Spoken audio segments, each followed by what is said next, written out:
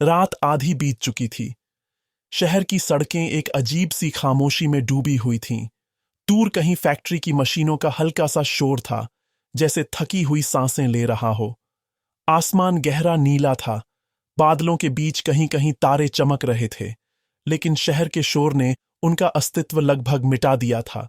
उसी शहर के बीचों बीच पुराने मोहल्ले में एक छोटा सा पुस्तकालय था, ज्ञान खूंज। लकड़ी का टूटा हुआ बोर्ड दरवाजे के ऊपर टेढ़ा लटका था। दिन में यहां एक किताबों का दुकानदार बैठता था, लेकिन रात के इस समय दुकान अंधेरे में थी। बस एक छोटी सी पीली रोशनी अंदर से झलक रही थी, मानो अंधेरे में किसी दीपक की अंतिम किताब के शब्द आरव की आंखों में जलते रहे। जीवन कोई समस्या नहीं जिसे सुलझाया जाए, जीवन एक रहस्य है जिसे जिया जाए।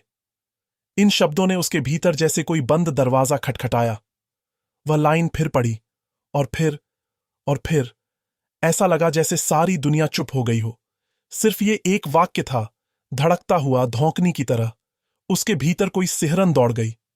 ये व्यक्ति कौन है? आरव ने खुद से पूछा। वह जानता था, ये सिर्फ किताब नहीं, किसी की उपस्थिति है।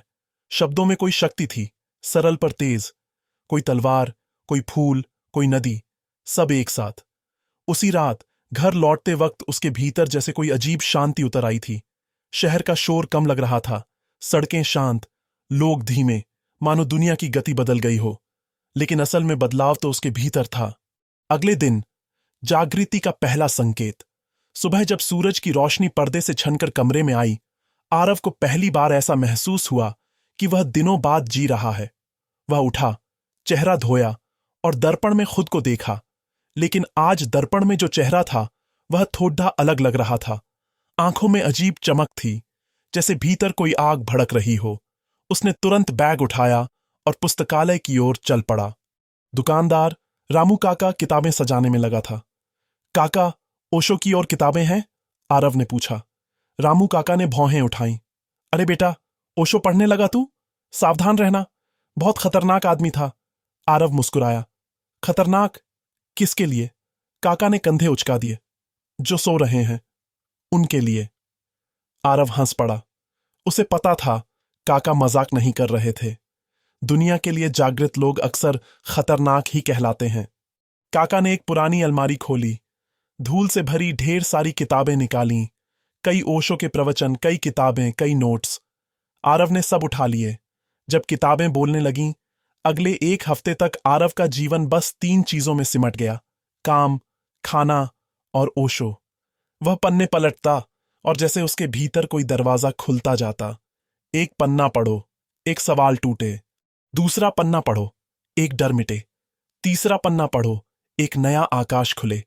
उसके भीतर एक तूफान था, पर शांत, जैसे नदी के भीतर एक छुपी धारा बह रही हो। और फिर एक रात जब वह छत पर बैठा किताब पढ़ रहा था, एक वाक्य ने उसकी सांस रोक दी। ध्यान कोई क्रिया नहीं, तुम्हारा स्वभाव है। आरव ने किताब बंद कर दी, आसमान की ओर देखा। तारे पहले जैसे नहीं लग रहे थे, हवा पहले जैसी नहीं लग रही थी, जैसे दुनिया उसे नई आंखों से देख रही हो। अचानक एक सवाल उसके भीतर गूंजा। क्या मैं वास्तव में जी रहा हूं या बस चल रहा हूं? उसने पहली बार महसूस किया कि वह अंदर से बिल्कुल खाली है। सपने? नहीं। लक्ष्य? नहीं। आनंद? बिल्कुल नहीं। जीवन? बस भागदौड़। उस रात आरव देर तक जागता रहा। किताबें खुली थीं, आंखें बंद थीं, मानो शब्द उसके भीतर उतर रहे हों। और फिर एक दिन सब बदल गया। उस रविवार की सुबह कुछ अलग थी।